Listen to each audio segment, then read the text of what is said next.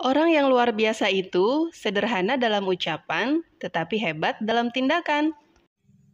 Halo, assalamualaikum teman-teman. Apa kabar? Semoga semuanya sehat-sehat dan tentunya dalam keadaan bahagia ya. Makin kesini saya menyadari beberapa hal bahwa berteman dengan sedikit orang yang tulus rasanya lebih menghangatkan hati daripada banyak teman tapi merasa asing.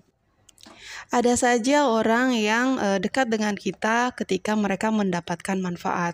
Begitu kita tidak bisa memberikan value buat mereka, mereka pun hilang dan tenggelam. Nggak apa-apa sih, mereka hadir itu untuk memberikan kita pelajaran yang berharga.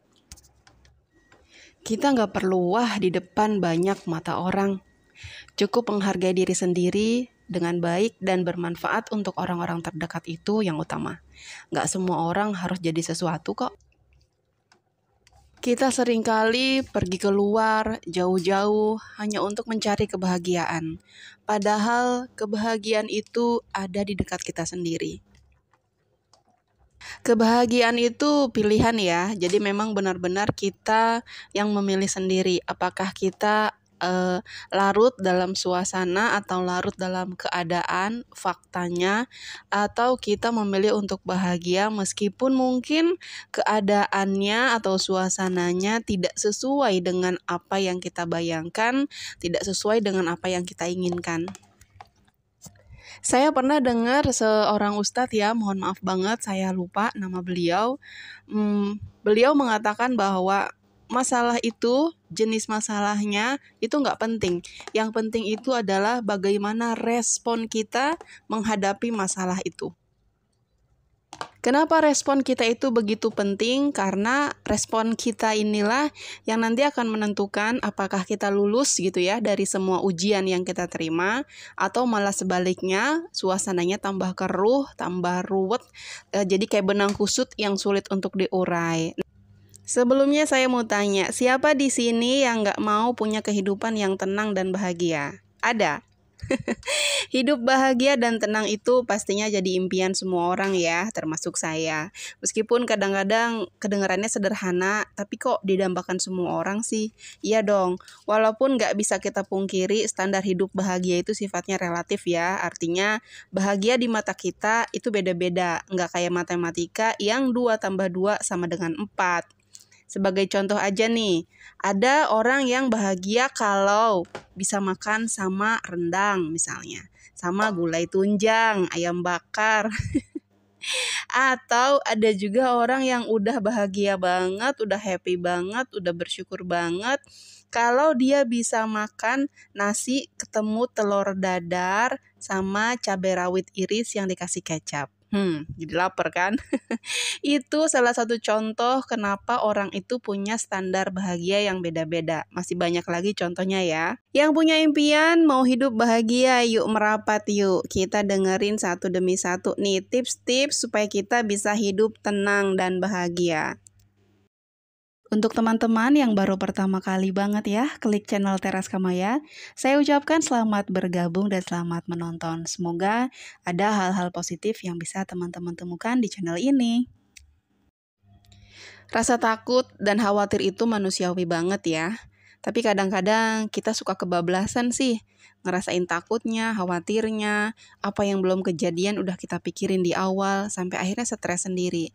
Katanya nggak enak makan, nggak bisa tidur. Aduh, kayak gitu kan tambah parah ya, tambah kusut. Jadi kayaknya nggak kelihatan tuh jawabannya kayak gimana.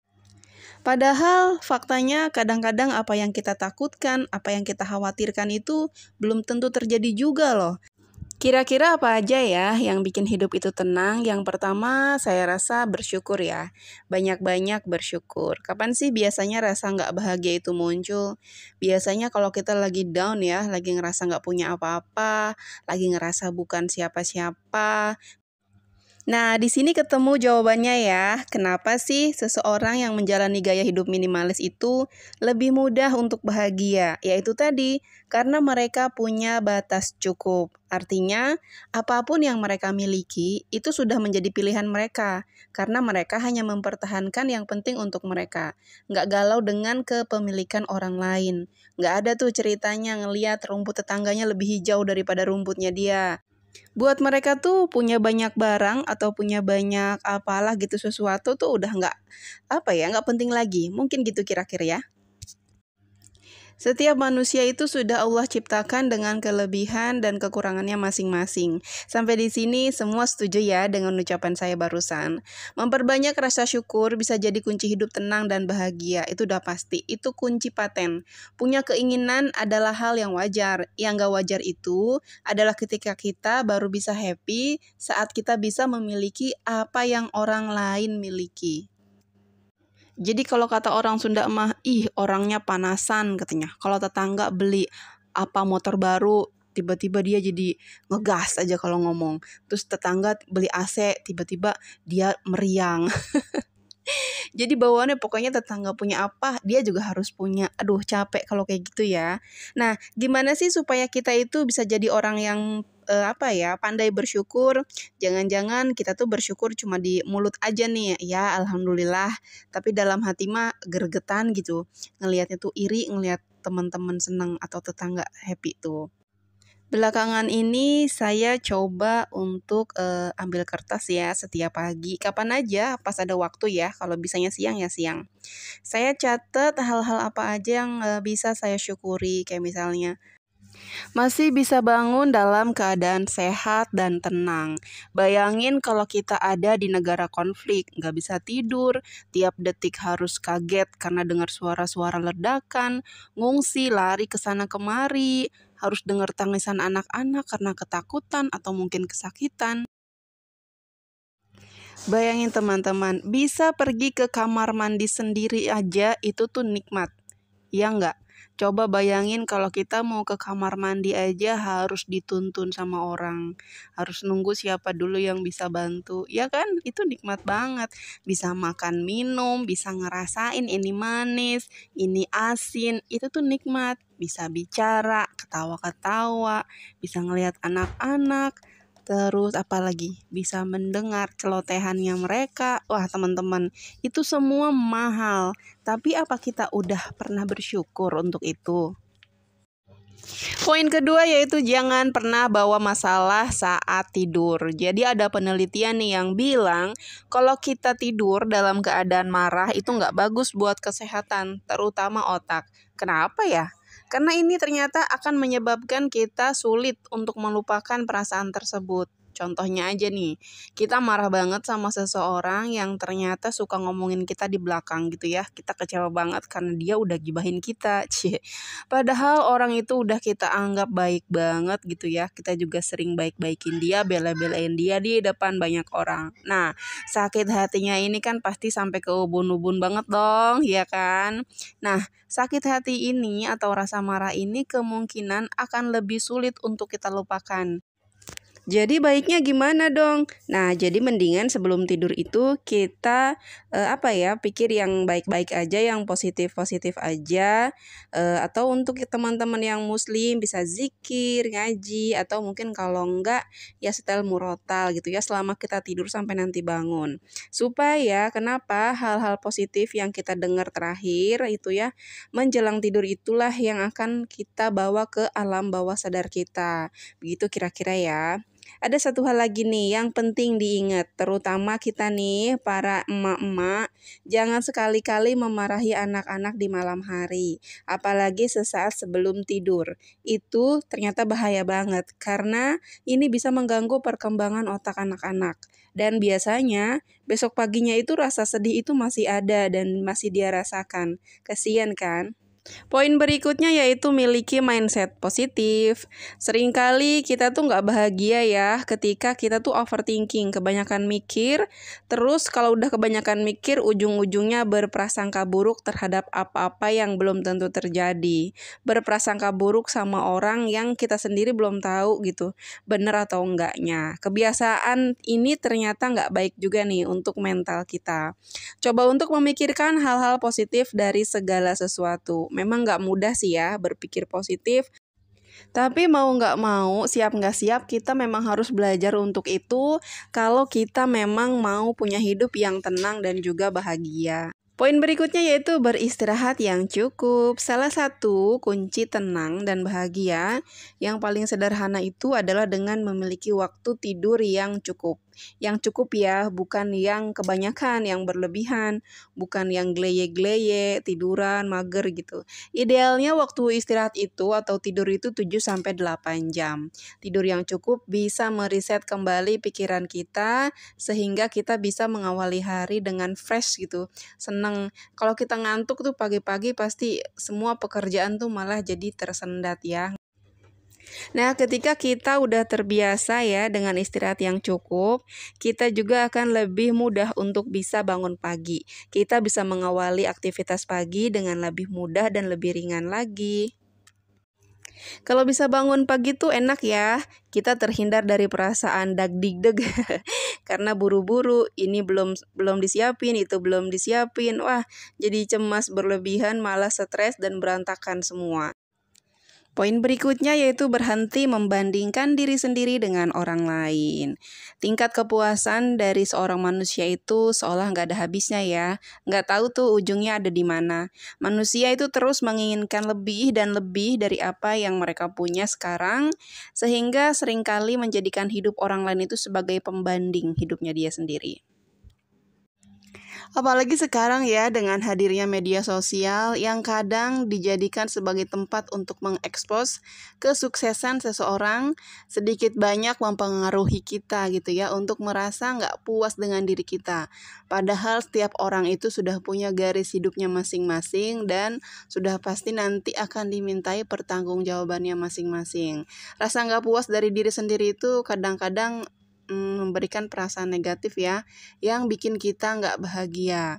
Kita bisa rehat sementara dari media sosial, mungkin beberapa jam atau beberapa hari untuk mendetoks perasaan negatif dan fokus dengan kehidupan diri sendiri. Percaya deh, fokus pada kehidupan diri kita sendiri itu membuat kita jauh lebih bahagia. Poin berikutnya yaitu mulai menerapkan gaya hidup praktis. Segala sesuatu yang rumit itu pasti bikin pusing ya. Selalu aja ada hal-hal nyebelin yang merusak mood di pagi hari. Salah satunya terjebak macet. Nah, daripada kita atau teman-teman nih yang mau berangkat kerja selalu terjebak macet, mendingan naik kendaraan umum deh. Kalau di ibu kota udah ada Transjakarta ya, saya rasa itu lebih praktis daripada harus bawa kendaraan sendiri apalagi roda 4. Kalau kena macet bingung kan ya, nggak bisa nyalip kemana-mana. Terus kalau misalnya pas jam istirahat nih di tempat kerja saya sendiri, daripada harus keluar kantor gitu ya, cari makan sendiri yang lumayan menyita waktu. Jam istirahat itu hanya 1 jam. Kita pakai untuk beli makanan, untuk antri makanan. Itu udah kesita banyak banget waktu buat beli dan kita nanti waktu untuk makannya itu malah lebih sedikit, jadi lebih baik pesan makanan aja yang sekiranya akan sampai di kantor itu jam 12, jam makan siang. Jadi jam makan siang kita tuh nggak kepotong sama sekali, bisa digunakan supaya kita bisa makan tuh nggak terlalu buru-buru gitu. Poin berikutnya yang gak kalah penting yaitu hidup sesuai kemampuan. Penyebab kegelisahan yang gak berujung salah satunya adalah hidup bergelimang utang. Sehabis gajian bukannya merasa senang, happy, malah stres karena ternyata banyak tagihan-tagihan yang udah nunggu untuk kita bayar. Alhasil, gaji 1 bulan habis untuk bayar tagihan dan menjalankan hidup sebulan ke depan terasa sangat berat. Nah, gimana nih? Kita sepertinya perlu mengevaluasi keuangan kita ya. Jadi kalau memang kita pemasukannya hanya sekian, pengeluarannya kalau bisa jangan melebihi dari itu. Nggak masalah kok, nggak punya gadget terbaru, nggak punya outfit terbaru, nggak perlu selalu ngikutin tren dan nggak perlu juga memiliki apa yang orang lain miliki. Kalau memang kita belum cukup dananya, nggak apa-apa, bersabar aja. Jadi diistilahkan ya, diibaratkan seandainya kita kerja dan gaji kita itu hanya cukup untuk makan telur misalnya ya, cobalah untuk makan telur, jangan maksa makan daging sapi. Jadi sesekali nggak apa-apa ya, tapi diusahakan jangan sampai kita berhutang apalagi hanya untuk makan. Kadang-kadang kita tuh memang pengen banget sih dilihat orang gitu, diakuin sama orang bahwa kita itu sukses, kita itu hebat, kita itu punya segalanya, hidup kita bahagia, dan lain-lain. Padahal sebenarnya itu kita menipu diri sendiri. Kalau memang kita sanggupnya hanya baru di level 1 atau level 2, jangan memperlihatkan atau memaksa diri kita terlihat di level 5 atau 7 di depan orang lain. Saya pernah melihat keadaan di mana seseorang itu pakaiannya selalu bagus-bagus, selalu baru, gadgetnya selalu ganti gitu. Terus kalau saya lihat di medsosnya itu jalan-jalan kemana-mana, makan di tempat-tempat mewah, dan ternyata belakangan ketahuan kalau dia itu terjerat pinjol. Pinjol tahu sendiri dong ya, kita punya uang berapa yang dibayar jauh lebih besar daripada itu. Ketika ditanya, ya dia dengan santai kalau memang dia itu nggak kuat gitu hidup sesuai dengan kemampuannya dia. Dia ngerasa, saya mau bahagia sekarang tapi dia nggak mikir besoknya itu bakalan gimana. Nah sekarang kita harus mulai ganti mungkin ya cara berpikir, jangan berpikir gimana entar, tapi entar gimana. Pernah nggak teman-teman lihat nih, di sekitar teman-teman sendiri ada orang yang apa-apa itu selalu melihatnya itu dari penilaian orang lain. Mau pakai baju, baju ini kira-kira bagus nggak ya di mata orang lain? Tas saya ini kira-kira keren nggak ya di mata orang lain? Misalnya kayak mau pergi arisan atau mau apa, dia paling sibuk, paling stres gitu apa yang mau dia pakai karena dia begitu peduli dengan penilaian orang lain. Bahkan bela-belain sampai ngutang-ngutang tuh untuk beli pakaian yang dia pakai, untuk beli tas yang dia pakai segala macam. Padahal mungkin orang-orang di sekitarnya dia sendiri tuh nggak peduli sama sekali dia mau pakai baju apa, mau tas merek apa gitu. Karena faktanya mereka juga tahu kan kehidupan dia itu yang sebenarnya kayak gimana. Nah, itu jangan sampai kita kayak gitu karena itu yang membuat kita itu jadi susah untuk bahagia. Untuk teman-teman yang baru bergabung, jika dirasa channel ini bermanfaat dan teman-teman suka, boleh dong ditekan tombol subscribe-nya. Terima kasih. Terima kasih sudah nonton video ini sampai akhir. Teres Kamaya pamit undur diri. Assalamualaikum warahmatullahi wabarakatuh.